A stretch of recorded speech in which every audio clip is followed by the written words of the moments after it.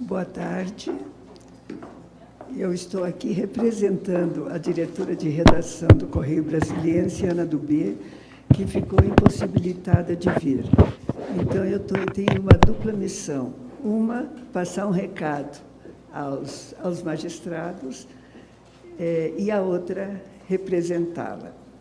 E meu assunto é a relação entre a imprensa e o judiciário.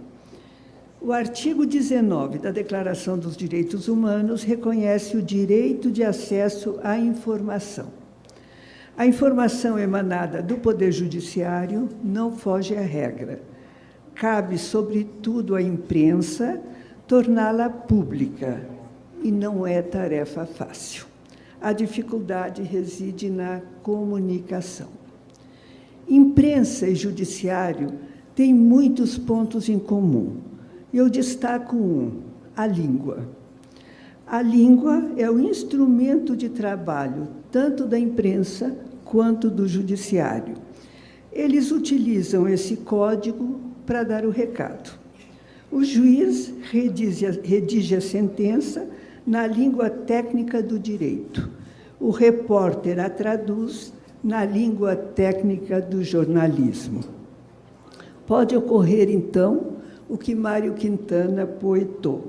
O autor pensa uma coisa, escreve outra, o leitor entende outra, e a coisa propriamente dita desconfia que não foi dita.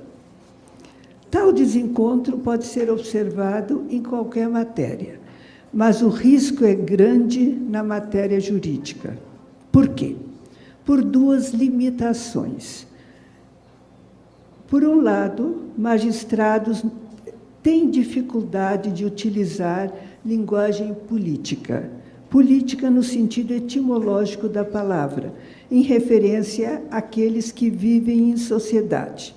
Em bom português, de se expressarem de forma compreensível aos demais membros da polis. Por outro lado, o jornalista também se vê limitado no papel republicano de informar de maneira isenta e consequente. Sem informação jurídica, o repórter tem dificuldade de traduzir para a linguagem jornalística o quando, os porquês, as consequências das decisões de juízes e tribunais. Em outras palavras, falta-lhe familiaridade com o juridiquês. O jornalista escreve para o leitor comum. Os editores frisam. Sempre que o repórter tem uma matéria complexa na mão, os editores dizem para ele, o texto tem que ser entendido pela Dona Maria. Esse mesmo texto tem que tem que contemplar advogados, professores, médicos, juízes, todos consumidores do mesmo produto. Não só. O texto jornalístico tem de ser escrito de tal forma que só possa ser entendido de uma forma. Daí os manuais de redação relacionarem uma série de regras que contribuem para evitar a ambiguidade. Elas são para lá de bem-vindas. Ocorre que somos poliglotas na nossa língua. Como disse Saramago, não falamos português, falamos línguas em português. A língua que o juiz usa ao redigir a sentença não é a mesma do cafezinho no intervalo das sessões, que não é a mesma do chopinho com os amigos, que não é a mesma falada com a cozinheira, que não é a mesma falada com o filho de 5 anos. O repórter enfrenta esse desafio no dia a dia da redação. Ele é convocado para uma pauta de economia, de política, de cultura, de saúde, de polícia, de horóscopo e agora, cada vez mais, do judiciário. E tem de dar conta. É batalha diária. Uma vez me perguntaram, quando eu visitei um curso de comunicação, os alunos me perguntaram como Como o jornalista escreve? Quem perguntou esperava uma aula de estilo. Se frustrou, porque a resposta foi: o jornalista escreve com pressa, sob pressão. Era assim na época do impresso e piorou na era digital. A internet promoveu uma revolução que alterou a rotina das redações. A notícia circula em tempo real. E o desafio dos meios de comunicação é manter o cidadão atualizado sem descuido da qualidade, a precisão sem distorções, e redobrado cuidado na apuração por causa das fake news. O digital vem desbancando o impresso, aqui no mundo. Em maio, o New York Times tinha 3.800.000 assinaturas, 3 milhões digitais e 800.000 do impresso. Os editores do New York Times dão de 5 a 10 anos para o impresso desaparecer, ficar só o digital. As demais publicações têm mais ou menos a mesma proporção.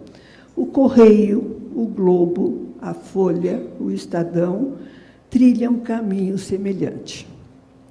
Esse admirável mundo novo dividiu a leitura em 2 eras, antes da web e depois da web. E é um desafio para quem escreve e para quem lê. Então, quando a gente fala em internet, a gente engloba tudo da nossa vida. Cinema, teatro, música, jornal, revista, televisão, rádio, tudo está na internet. Então, ela subverteu, a web subverteu a leitura e a escrita. É excesso de informação que exige do leitor uma mudança de comportamento. O leitor quer dar conta de tudo que se oferece a ele, e ele precisa ler com muita rapidez. Então, a gente tem 2 jeitos de ler, antes da web e depois da web. Antes da web,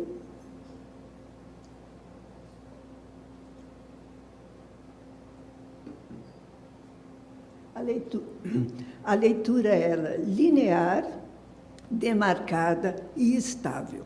Significa o quê? Que a leitura, a gente lia linha por linha, não é? A gente começa a ler o texto na primeira linha e termina na última linha. O texto era demarcado, o texto tem começo e tem fim. Começa com letra maiúscula e termina com ponto final. E o texto tem estabilidade. Então, se eu pegar uma revista hoje e abri-la na página 50, daqui a 50 anos, se eu abrir esta revista na página 50, lá estará a matéria que eu li hoje. O texto é estável. No texto da internet, a coisa muda de figura. Então, nós temos uma leitura não linear. A gente começa a ler, eu entrei para ler sobre a Gisele Bündchen. Aí eu começo a ler e encontro um link. Eu clico no link que me abre um universo cheio de links. Clico no me abre outro universo cheio de links. De tal forma que eu começo lendo a biografia da Gisele Bündchen e termino numa receita de bolo. E termino porque eu quero terminar, porque, na verdade, a coisa continua.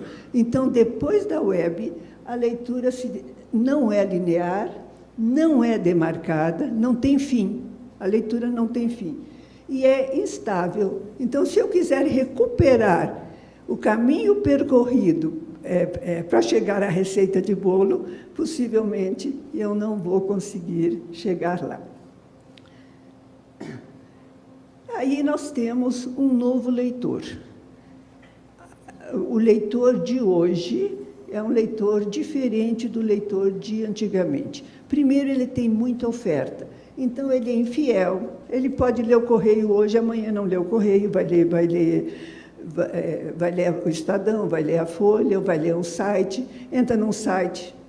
Hoje, ninguém garante que ele vai entrar amanhã, então ele é infiel, ele é inconstante, arisco, apressado, exigente, receptivo, visual, multimídia, tem que oferecer tudo isso para ele nos dar o privilégio da leitura. Isso gerou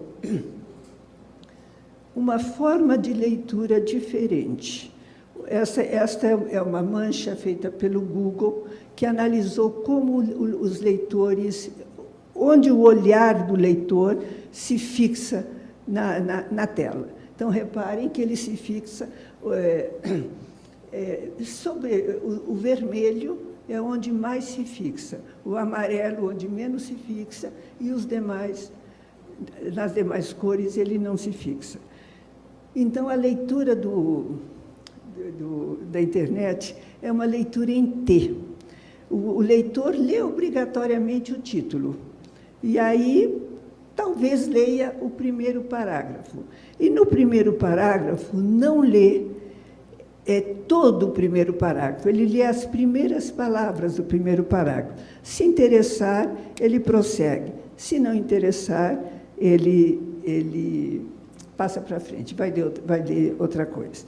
Então, não adianta a gente escrever para a internet um texto que vai ocupar 20 parágrafos. O leitor não lê, salvo se assim, algo excepcional. Se não for algo excepcional, pelo qual ele tenha um especial interesse, ele não vai ler. Então, a leitura é uma leitura em V e em T. Então, primeiro, ele lê o título. Então, a gente tem aquele T maiúsculo. Depois, se interessar, nem sempre interessa, ele vai ler o sutiã, a linha fina. Então, a gente já vai ter uma leitura em F. E, se interessar, ele faz uma leitura em E. E dificilmente passa adiante. E, quando ele lê, faz essa leitura, não significa que ele leia todo o parágrafo.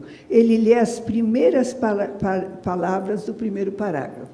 Só se interessar é que ele vai passar adiante.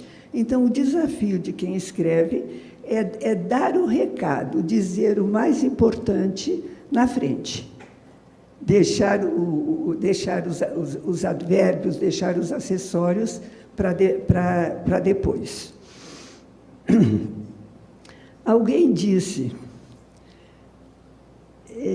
que só Deus e os alemães sabem o que vai dentro de uma salsicha. Nós dizemos que só Deus e os repórteres sabem como é feito um jornal, com pressa e sob pressão. O relógio é a espada de Damocles sobre a cabeça de editores e repórteres. Não só. Há assuntos complexos que pedem um aprofundamento maior, o que implica mais tempo. Adiar é um risco, porque o concorrente pode sair na frente e dar o furo. Outro risco são as fake news. As notícias fraudulentas vêm tão bem embaladas que parecem verdadeiras. E porque parecem verdadeiras, espalham-se como água morro abaixo e fogo morro acima.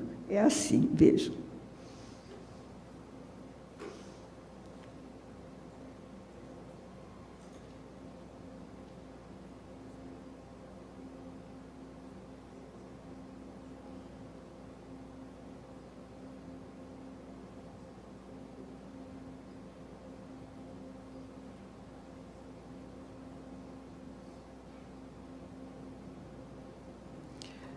E isso é todos os dias, a toda hora, que a gente tem que enfrentar as fake news. Os senhores hão de convir que a vida da mídia não é fácil, mas ela tem de fazer o seu papel. Na relação com o judiciário, o ideal seria que o repórter tivesse a formação jurídica, mais ou menos como o diplomata. No vestibular do Instituto Rio Branco, se inscrevem candidatos de diferentes formações: Direito, Economia, Letras, Informática, Educação Física. Os aprovados fazem a especialização em diplomacia. No jornalismo, não. O jornalismo é um curso de formação, forma clínicos gerais. Alguns se especializam em jornalismo econômico, esportivo, cultural. O jurídico ainda não tem repórteres especializados no assunto, mas é uma questão de tempo.